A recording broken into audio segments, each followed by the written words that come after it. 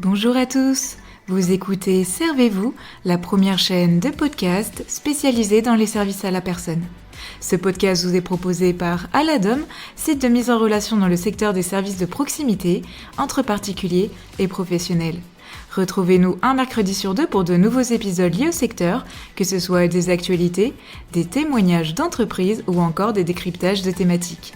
Aujourd'hui, je suis en compagnie de Muriel Sambelli, gérante repreneuse de Habicap, une entreprise spécialisée dans la conception, la fabrication et la vente en ligne de vêtements et accessoires textiles adaptés aux personnes en situation de handicap ou en perte d'autonomie. Comment est née cette initiative? En quoi consiste concrètement l'offre de Habicap? Et comment ces vêtements améliorent-ils le quotidien des personnes concernées? On vous raconte tout ça dans ce nouvel épisode de Servez-vous. Bonne écoute!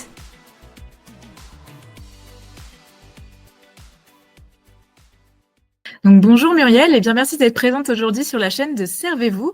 Donc dans un premier temps, est-ce que tu pourrais te présenter et nous raconter un petit peu ton parcours, s'il te plaît? Oui, avec plaisir. Bonjour Célia et merci pour cette opportunité aussi de faire connaître et de mettre en lumière l'atelier Habicap. Alors moi c'est Muriel, j'ai 46 ans. J'ai repris la société Habicap qui elle a plus de 20 ans d'existence. J'ai repris il y a quelques mois après un parcours d'entrepreneur où pendant une dizaine d'années j'ai créé un petit fonds d'investissement et on investissait avec d'autres entrepreneurs dans des PME de la région Occitanie. D'accord, super. Et aujourd'hui, du coup, on va parler un peu justement de l'atelier Habicap. Est-ce que tu peux nous raconter voilà, comment tu es arrivé dans ce projet, nous raconter l'histoire d'Habicap? Oui. Alors, c'est vrai qu'Habicap, j'arrive à un âge, 46 ans, où après une quinzaine d'années en tant que chef d'entreprise, investisseur, j'avais un vrai besoin de donner aussi une dimension beaucoup plus sociale et sociétale et donner du sens aussi. Je sais que c'est quelque chose aujourd'hui qui parle beaucoup aux nouvelles générations et aux jeunes générations, mais Bien comme quoi il sûr, n'y a pas d'âge pour donner du sens. Et complètement. du coup, j'ai eu cette opportunité en rencontrant l'une des deux fondatrices d'Habicap il y a un peu plus d'un an maintenant, et qui m'a fait confiance puisqu'on était plusieurs repreneurs potentiels, et on a eu l'occasion d'échanger et vraiment de partager les valeurs que sont celles d'Habicap toutes les deux. Et donc je suis très heureuse aujourd'hui d'avoir pu être l'heureuse élue en tant que repreneuse. Donc voilà, et c'est vrai que c'est quelque chose aujourd'hui au quotidien qui amène beaucoup de sens et un vrai sentiment d'utilité. On va reparler des produits, mais c'est une très très belle petite entreprise qui existe depuis 20 ans et je suis très fière et heureuse de pouvoir participer à cette très très belle aventure.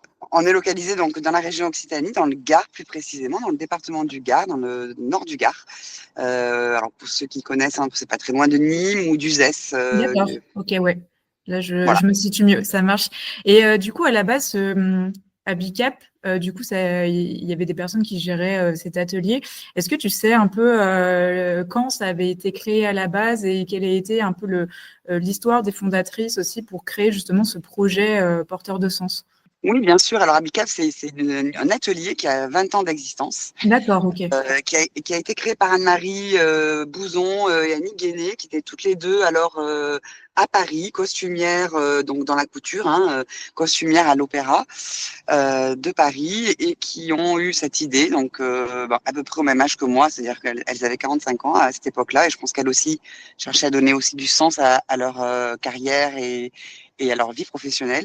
Mhm. Et l'opportunité a été, en fait, est arrivée par une connaissance d'une des deux fondatrices d'Anne-Marie, qui était en situation de handicap et qui avait cette problématique de devoir s'habiller au quotidien et ne trouvait justement pas de vêtements pour répondre à ses besoins spécifiques. Donc l'histoire est partie comme ça, et ensuite ça a été une très belle aventure qui a démarré doucement et puis petit à petit qui a pris de l'ampleur uniquement par le bouche à oreille, parce qu'à l'époque il n'y avait pas de moyens de communication, hein, Bien sûr. non. Enfin, en tout cas, pas les mêmes. Il n'y avait pas les réseaux sociaux, les sites web marchands. On était au tout début, donc c'était en 2005, hein, donc Ouais, ça date un oui, petit mais peu. voilà, donc que du bouche à oreille, et voilà, l'aventure a démarré comme ça et s'est développée comme ça durant 20 ans. D'accord, ok. Voilà, c'était pour avoir une petite chronologie aussi de sa conception. Est-ce qu'on va parler un petit peu justement de ce que vous proposez chez Habicap, c'est important. Est-ce que tu peux nous parler des types de vêtements et d'accessoires que propose Habicap, pardon, aujourd'hui? Oui, bien sûr. Alors, Habicap aujourd'hui adresse deux segments. Le segment principal, on va dire l'activité principale, hein, c'est donc les vêtements adaptés pour les personnes en situation de handicap et répond à une multitude de cas et de spécificités du handicap. Donc là, on est sur le segment du vêtement adapté. Alors, qu'est-ce que ça veut dire concrètement? C'est ça. Alors, la majeure partie des produits que l'on vend chez Habicap sur le site web d'ailleurs, notamment, mais pas que, hein, parce qu'on a aussi un standard et une écoute téléphonique, ça c'est important. Ce sont des pantalons, donc les pantalons sur mesure, avec des rehausses dans le dos spécifiques pour les personnes qui sont en position assise, en fauteuil roulant, avec des coutures également spécifiques, puisqu'on a des coutures anti-escar, à plat, donc c'est vraiment de la couture industrielle, mais très spécifique au monde du handicap. Donc il y a aussi, je crois que c'est important à dire, c'est que pendant 20 ans, toute l'équipe, qui est très fidèle d'ailleurs, et on a une super équipe de couturières et qui œuvrent vraiment au quotidien depuis 20 ans, ont développé un savoir-faire spécifique justement pour répondre aux besoins de ces personnes en situation de handicap. Donc il y a un savoir-faire et ensuite, donc là on est sur la partie pantalon, les produits, on va dire le produit qui marche plutôt très bien puisque c'est vrai que dans le commerce standard, on ne trouve pas hein, des pantalons avec une rehausse dans le dos, des coutures spécifiques anti-escar, facile aussi à enfiler, c'est-à-dire à taille, tous les pantalons sont à taille élastique. Donc voilà, il y a vraiment des spécificités qui sont propres à nos produits et aux besoins. Et ensuite, on a aussi sur le segment-là, hein, le même segment du handicap, on a aussi des suites et des capes pour les fauteuils roulants. Donc c'est notamment pour des problématiques spécifiques pour des personnes qui sont enfants et adultes. Hein, on adresse les deux segments. Des personnes qui sont par exemple en coque, c'est-à-dire on ne peut pas enfiler de blousons ou de vêtements à l'arrière du fauteuil. Donc nous, on a vraiment des découpes spécialisées dans le dos. Voilà, donc il y a toute une gamme en fait de produits qui sont adaptés aux personnes qui se déplacent en fauteuil roulant. Et puis également des personnes, ce que nous on appelle des personnes en position debout, hein, qui ont des handicaps aussi physiques, qui ont des difficultés à s'habiller, mais qui sont en tout cas, qui sont pas sur fauteuil. Et donc là, on a toute une gamme de vêtements faciles à enfiler avec des ouvertures sous les bras, entièrement le sweat, le pull, la cape, le blouson s'ouvre entièrement avec des ouvertures qui partent du poignet donc jusque sous les bras pour faciliter, soit pour les aidants, soit pour les personnes hein, qui ont un peu plus d'autonomie, qui sont à même s'habiller elles-mêmes, pour faciliter donc l'habillement. Voilà. Juste peut-être sur le deuxième segment du cœur d'activité, hein, j'ai parlé du mode de la partie handicap, mais il y a aussi le segment de la perte, ce qu'on appelle le segment de la perte d'autonomie. Oui. Donc là, on va s'adresser davantage à des personnes seniors en particulier, ou des personnes qui ont eu des accidents de vie, hein, mais en tout cas qui ont perdu en autonomie pour s'habiller. Et donc là, on a toute une gamme aussi de vêtements, de suites, de pulls faciles à enfiler. C'est le facile à enfiler, c'est des vêtements adaptés aussi, mais qui s'adressent à des personnes, là on va être sur des acteurs comme des EHPAD ou d'autres structures hein, qui hébergent des personnes, des résidents en perte d'autonomie. Et donc toujours le même principe de vêtements faciles à enfiler. Voilà. D'accord, OK. Donc je suppose que de toute façon, il y a une gamme en fait qui est disponible directement sur le site. Est-ce que vous avez déjà eu aussi peut-être ce qu'on appelle un peu des commandes sur mesure en fonction d'une problématique d'une personne, par exemple, ou pas? Oui, tout à fait. On D'accord. a des problématiques d'ailleurs, la semaine dernière, on était à l'atelier, justement, on faisait un point sur une demande très particulière hein, d'une maman pour sa jeune fille. Effectivement, après, on peut tout faire dans l'absolu. Hein, les D'accord. couturières sont vraiment faire du sur-mesure.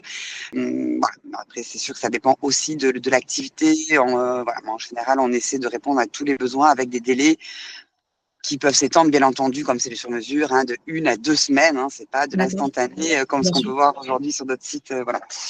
Mais bon, c'est aussi l'avantage entre guillemets de pouvoir façonner son vêtement voilà, à sa mesure. D'accord, OK. Et aussi, petite question que j'avais en tête là, par rapport à votre site internet, vous livrez sur toute la France ou peut-être d'autres pays ou c'est uniquement national? Oui, donc le site web, effectivement, on peut, enfin c'est un site web qui est francophone, hein, donc D'accord. on a à la Oui. fois des clients en Belgique, en Suisse aussi beaucoup, Ok. Luxembourg et puis à l'île de la Réunion pour ce qui est aussi des DOM et des TOM, sur des sujets un peu plus spécifiques aussi. Mais aujourd'hui, c'est vrai qu'on fait essentiellement les pays francophones. C'est Bien des sûr. pays aussi où il n'y a pas de nécessairement d'acteurs comme nous, notamment je pense à la Suisse. Donc c'est vrai qu'on voilà, c'est des marchés qu'on adresse et avec qui on a l'habitude de fonctionner. Voilà. J'avais aussi une petite question. Est-ce que, par exemple, vous développez aussi peut-être des partenariats avec des structures ou des associations, ce genre de choses, ou pas du tout? Vous faites un peu votre communication seule, vous n'avez pas trop de Non, partenaires à côté? alors si justement on essaie de développer, hein, quand on a repris en août dernier, il n'y avait pas de compte Instagram, il n'y avait pas de compte Facebook, hein, comme je vous le disais, ça a été que du bouche à oreille Bien pendant sûr. 20 ans. Et donc aujourd'hui, on est en train de développer sur la partie vraiment commerciale des partenariats avec bien entendu des associations comme notamment l'association hein, l'APF ou des associations nationales mais aussi régionales, des structures aussi spécialisées, donc les IME, les MAS, les EHPAD aussi. Voilà, donc on est en train de développer toute cette cartographie, on va dire, de partenaires. Mais voilà, ça se fait doucement évidemment, hein, parce que comme c'est pas fait en un jour, mais petit à petit, régionalement, localement, et puis en s'étend au niveau national, on est contacté aussi maintenant qu'on est un peu plus, on va dire, on a une notoriété D'accord. un peu plus. C'est le début, hein, mais sur les réseaux sociaux, ça permet aussi voilà, d'étendre, de se faire connaître aussi. Bien sûr. Donc voilà, les partenariats, oui, c'est important, c'est structurant. Là, on est en train aussi de travailler avec un groupe de centres thermales. Ça, c'est pour les personnes en perte d'autonomie, mais aussi qui ont des handicaps sévères et qui font des cures thermales ou des centres de rééducation. Donc ça, c'est effectivement des axes qui sont pour nous importants parce que le besoin est non couvert aujourd'hui en France. On est un des seuls à faire ça et donc voilà, il faut pouvoir aussi se faire connaître via ces organismes. Complètement. J'espère en tout cas que, bah, avec le podcast, ça permettra à des gens de davantage vous connaître, peut-être. Oui, merci beaucoup. J'espère J'avais aussi. aussi bah, oui, complètement. Bah, en tout cas, je ferai bien passer le message. J'avais aussi des questions concernant votre équipe. Vous êtes, combien à travailler pour Habicap actuellement? Alors, on est en 8 salariés aujourd'hui, entre 8 et 10 selon les saisons. Il faut savoir que c'est forcément une activité à forte saisonnalité. Donc, novembre, décembre, janvier sont des mois où l'activité est intense. Donc là, on va être une dizaine environ. Et ensuite, sur des mois un peu plus où l'activité est un peu plus calme, on va être environ 8 salariés essentiellement. Hein, c'est essentiellement de la production, puisqu'à l'atelier, tout est produit à l'atelier ici en France, dans le Gard. Donc c'est essentiellement des couturières qui sont aujourd'hui ici sur place. D'accord, OK. Bah, justement, je voulais parler de cette question de recrutement. Est-ce que toi, en tout cas, tu as rencontré des difficultés pour recruter justement des couturières qui soient formées à ce métier? Alors, c'était une de mes craintes, effectivement, parce que le sujet du recrutement, c'est pas que malheureusement dans notre secteur, hein, c'est Ouais, quand même structurant aujourd'hui et structurel en France. On a un peu anticipé le sujet en se disant bon, il faut vraiment, comme on est quand même dans un territoire assez isolé, c'est pas une mégalopole, hein, où on est, donc c'est pas évident pour attirer effectivement des personnes. Donc on s'est dit on va faire avec le vivier local, on va travailler avec le territoire, et donc on a travaillé avec France Travail d'emblée quand on est arrivé en août dernier. On a contacté France Travail. France Travail a fait un super boulot pour nous. Ils ont détecté, ciblé, fait connaître Handicap auprès d'un vivier de personnes, de demandeurs d'emploi, qui n'étaient pas nécessairement d'ailleurs de formation, hein, couture, mais qui avaient cette envie de travailler pour des bénéficiaires tels que nous, avec qui on travaille. Et donc, il y avait aussi besoin de donner du sens, certainement. Donc, on a eu un très beau disons pas mal, on a été assez surpris du retour, on a eu un beau retour et pas mal de candidats qui ont candidaté. On a recruté une personne à ce stade, hein, à ce jour, mais comme on a un projet de développement et de croissance, voilà, on espère pouvoir aussi recontacter ces personnes-là. Et c'est vrai je pense qu'en travaillant en amont comme ça avec des acteurs du territoire tels que France Travail et en anticipant les besoins, c'est quelque chose qui peut fonctionner aujourd'hui. Et France Travail s'est beaucoup professionnalisé. Et en tout cas, nous, je voulais vraiment remercier les équipes sur notre territoire parce qu'elles ont fait un super boulot et on a vraiment eu des profils très, très, très intéressants qui nous ont contactés. Donc, voilà, pour l'instant, j'ai envie de dire, on n'a pas eu cette problématique de difficulté de recrutement, mais voilà, on est peut-être chanceux ou voilà, pourvu que ça dure.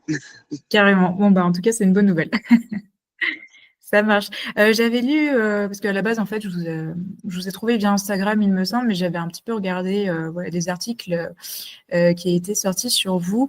Et tu vas me confirmer ça, mais j'ai vu que vous réalisiez de la vente exclusivement en ligne, du coup, via votre site internet. Oui, alors il n'y a pas, effectivement, c'est un point qui est important, c'est qu'on maîtrise l'intégralité de notre chaîne de valeur, on va dire dans le jargon. Je m'explique, c'est-à-dire qu'on conçoit les produits, donc on fait beaucoup de R&D, hein, parce qu'il y a beaucoup d'innovation dans les produits que l'on commercialise. Donc on fait de la R&D, on conçoit, on produit sur place. Et on maîtrise notre process de vente. Et ça, c'est important parce qu'il n'y a pas d'intermédiaire aujourd'hui. D'accord. Permet dans un marché du textile qui peut être quand même qui est en crise, hein, il faut dire ce qu'il y a en France avec des acteurs notamment asiatiques ou même pas très loin de chez nous qui concurrencent à bas coût les produits en particulier du textile, hein, du secteur textile.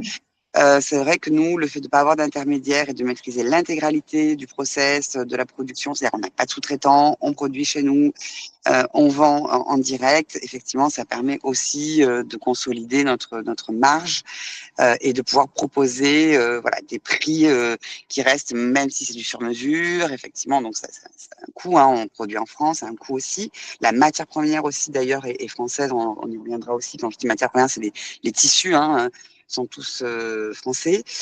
Donc, ça a un coût, mais le fait de maîtriser l'intégralité de la chaîne et de ne pas avoir d'intermédiaire au bout du bout qui vend pour nous, ça permet aussi de rendre accessible ce type de vêtements encore et de ne pas rajouter des coûts et des coûts et de superposer les coûts. Donc ça, c'est important. Et le canal, effectivement, c'est site web. Donc tous nos produits sont disponibles sur le site web. Et également, et ça j'y tiens beaucoup et on y tient beaucoup d'ailleurs à l'atelier, c'est la vente par téléphone, c'est-à-dire qu'on n'a pas de plateforme de sous-traitance à ce niveau-là. C'est directement, on a un tour de rôle, on répond à l'atelier, il y a un standard qui est ouvert le matin, l'après-midi, tous les jours, excepté le week-end. Et on répond, on écoute, on accompagne d'ailleurs les clients aussi dans leur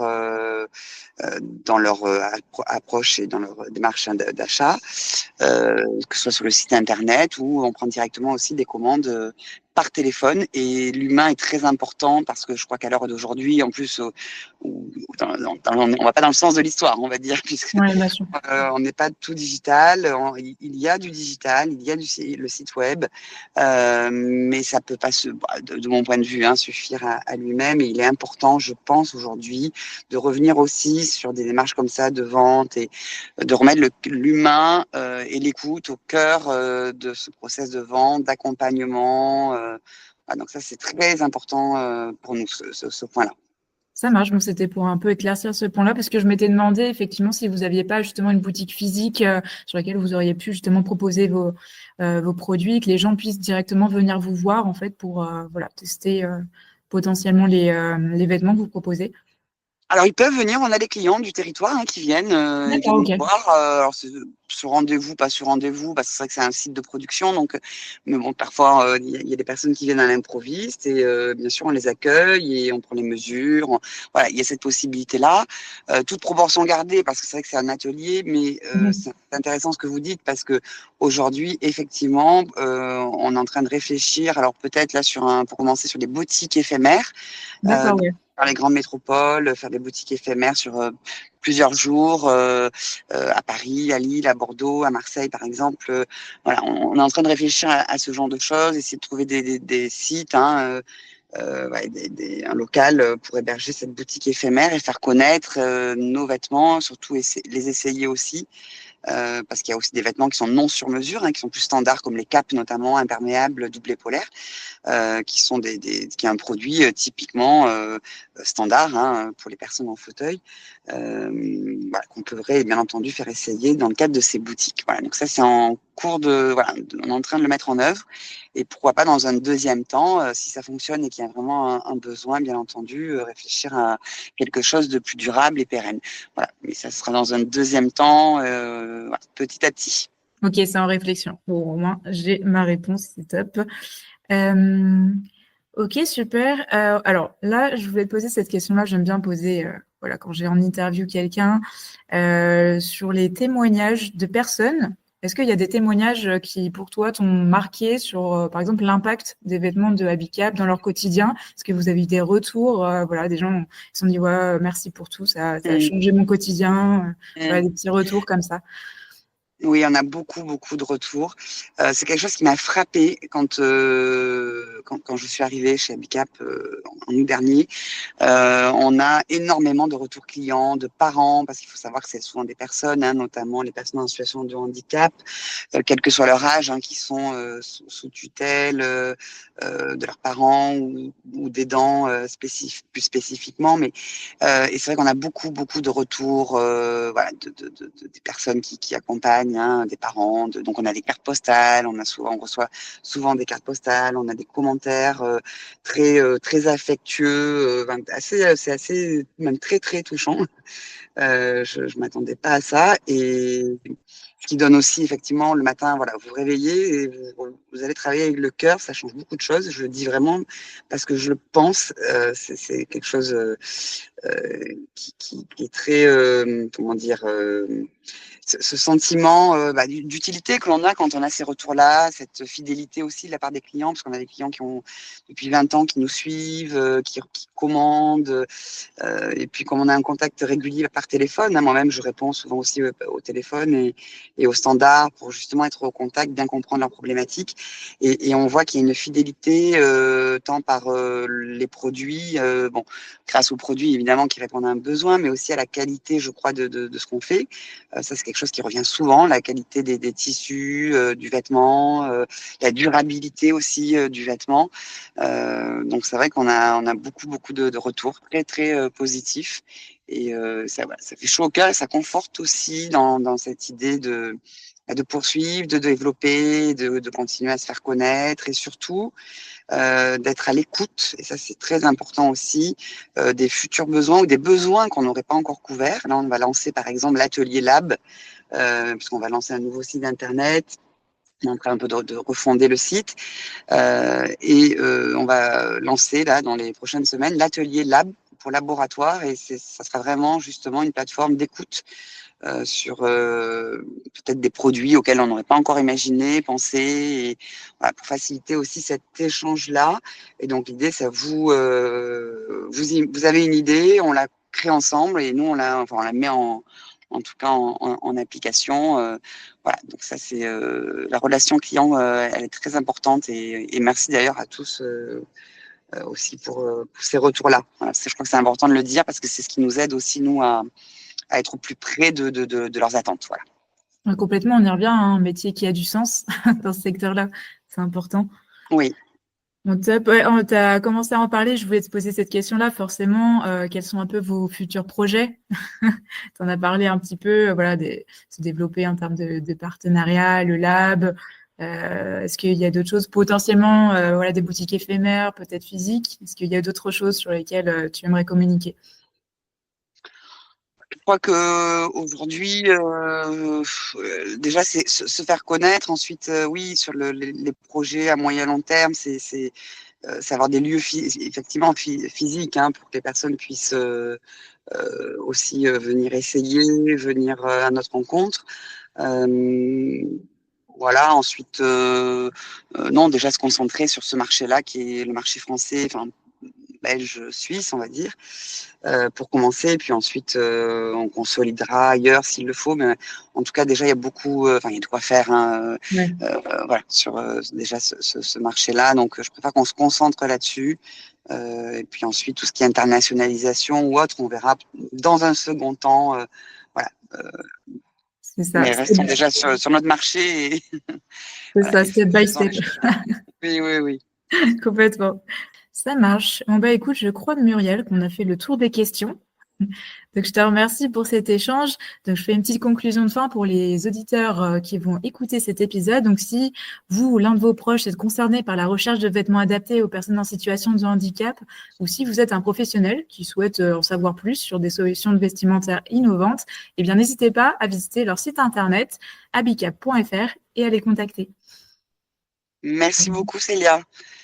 Voilà, c'est tout pour cet épisode. J'espère sincèrement qu'il vous a plu. Donc comme je l'ai dit, n'hésitez pas à vous rendre sur leur site internet ou sur leurs réseaux sociaux pour suivre tous leurs projets. Vous trouverez d'ailleurs tous les liens en description de l'épisode. Et comme d'habitude, si vous avez aimé ce format, n'hésitez pas à suivre le compte Instagram servez-vous-podcast pour être au courant des dernières sorties. Je vous souhaite à toutes et à tous une bonne journée ou soirée et je vous dis à bientôt pour un prochain épisode.